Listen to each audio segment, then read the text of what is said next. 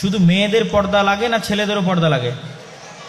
ছেলেদেরও পর্দা লাগে। তাহলে শুধু এইভাবে প্রশ্ন করা যে মেয়েদের পর্দা, এটি কিন্তু ঠিক নয়, ছেলেদেরও পর্দা লাগে। তো মূল কথা হচ্ছে পর্দা। পর্দা হচ্ছে লজ্জা। লজ্জা কি শুধু ছেলেদেরও থাকতে হয়, মেয়েদেরও থাকতে হয়, না ছেলেদেরও থাকতে হয়? ছেলেদেরও থাকতে হয়। লজ্জা হচ্ছে মানুষের ভূষণ। ছেলের মধ্যেও লজ্জা থাকতে হবে, মেয়ের মধ্যেও লজ্জা থাকতে হবে। এবং ফেরেশতারা অত্যন্ত লজ্জাশীল, লজ্জা পায়। আর যখন মানুষ লজ্জা পায় না, তখন তার জন্য পৃথিবীতে অপরাধ বলে আর কিছু থাকে না। পৃথিবীতে অপরাধ বলে কিছু থাকে না।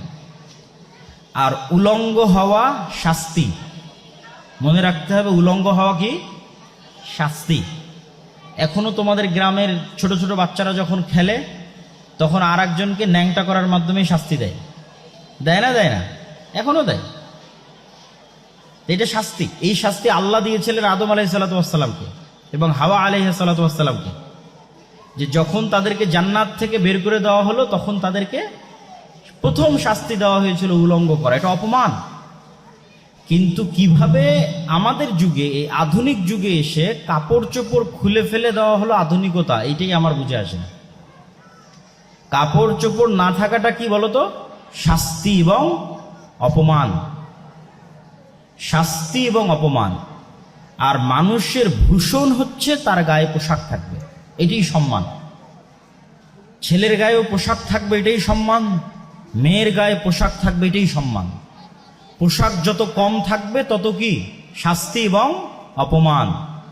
শাস্তি এবং অপমান, এটাই লজিক। এটাই পৃথিবীর ইতিহাসের শুরু থেকে হয়ে আসছে। আজকের আধুনিক যুগে এসে আমাদের মধ্যে পশুত্ব, শয়তান, ইবলিস, সে চায় মানুষকে তার সম্মানের জায়গা থেকে নিচে নামিয়ে নিয়ে আসতে। মানুষের যে একটা সম্মান আছে, এই সম্মান থেকে নিচে নামিয়ে নিয়ে আসতে। এই জন্য ইবলিস চায় মানুষের লজ্জা দূর করতে। তো আমরা যদি শয়তানের বিরুদ্ধে যুদ্ধ করতে চাই, আমাদের লজ্জাশীল হতে হবে এবং আমাদের গায়ে পোশাক থাকতে হবে। বিবাহ বহির্ভূত ছেলে মেয়েদের প্রেমের সম্পর্ক থাকলে দুনিয়াবি কোনো শাস্তি হবে কি? যদি ইসলামী শাসন থাকে তাহলে শাস্তি হবে। আধুনিক রাষ্ট্রীয় নিয়মে কোনো শাস্তির ব্যবস্থাপনা নাই। ইসলামী নিয়মে এটিকে কখনো প্রেম বলা হয় না, এটিকে বলা হয় জেনা। কি বলা হয়? জেনা। প্রেম বলে কোনো শব্দ নাই, ভালোবাসা বলে কোনো শব্দ নাই। সেটি থাকতে পারে একমাত্র স্বামী স্ত্রীর মধ্যে, থাকতে পারে একমাত্র ভাই বোনের মধ্যে, থাকতে পারে একমাত্র সন্তান সন্ততির মধ্যে। আর